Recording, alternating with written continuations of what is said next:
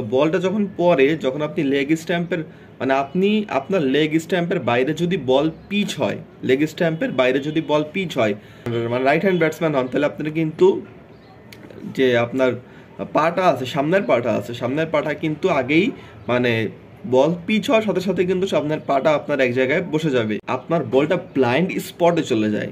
মানে আমাদের চোখের যদি লেগ স্ট্যাম্পের বাইরে বলটা পড়ে, সেই বলটা ব্লাইন্ড স্পটে চলে যায়। আসসালামু আলাইকুম।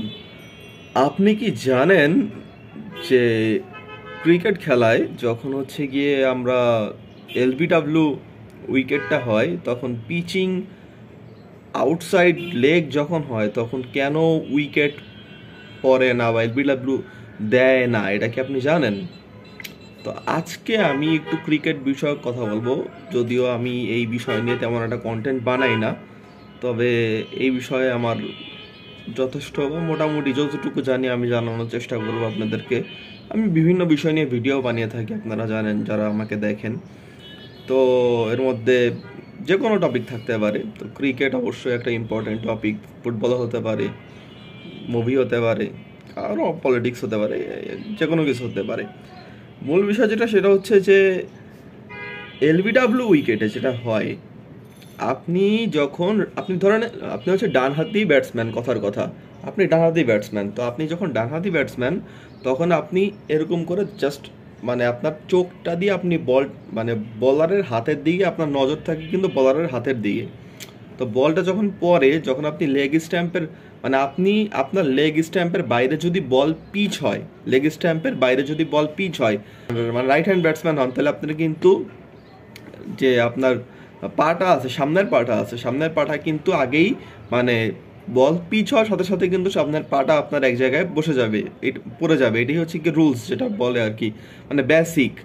তো আপনি যদি লেগ স্ট্যাম্পের বাইরে বলটা পড়ে, তাহলে কিন্তু আপনার বলটা ব্লাইন্ড স্পটে চলে যায়।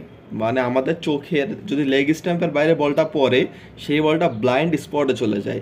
তো ওই বলটা যদি লেগ স্ট্যাম্পের বাইরে পড়েও ভিতর দিকে ঢুকে মানে স্ট্যাম্পে লাগলেও যদি আমাদের পায়ে লাগে, সেক্ষেত্রে এলবিডব্লিউ উইকেট হয় না। তার কারণ হচ্ছে আমাদের যে চোখের যে ব্লাইন্ড একটা স্পট থাকে, আমি যদি এভাবে তাকাই, আমি যদি এভাবে এভাবে যদি তাকাই, বল আমি দেখতেছি, এমনি বল দেখতেছি, কিন্তু আমার একটা ব্লাইন্ড স্পট তৈরি হয়ে গেছে এই পাশটাতে।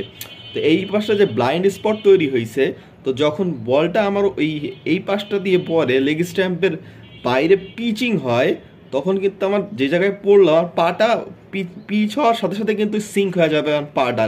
মানে আমার যে লেফট ফুটটা আছে, যেহেতু আমি রাইট হ্যান্ড ব্যাটসম্যান, তো লেফট ফুটটা কিন্তু আমার আগেই মানে বসে যাবে বল পড়ার সাথে সাথে, পিচিং হওয়ার সাথে সাথে। তো সেক্ষেত্রে আমার না একটা চোখে একটা ব্লাইন্ড স্পট ক্রিয়েট হবে ওই জায়গাতে।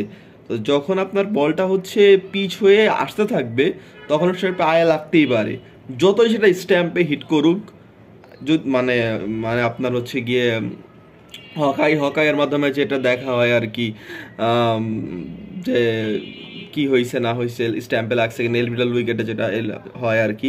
কিন্তু সেটা কিন্তু এই কারণেই পিচিং আউটসাইড কখনো উইকেট পড়ে না। সবার আগে পিচিংটাই দেখে। যদি পিচিং আউটসাইড লেগ হয়, সেটা কিন্তু আপনি লেফট হ্যান্ড ব্যাটসম্যান হন আর রাইট হ্যান্ড ব্যাটসম্যান হন, পিচিং আউটসাইড লেগ হওয়ার সাথে সাথে কিন্তু এলবিডব্লিউ উইকেটটা দেয় না।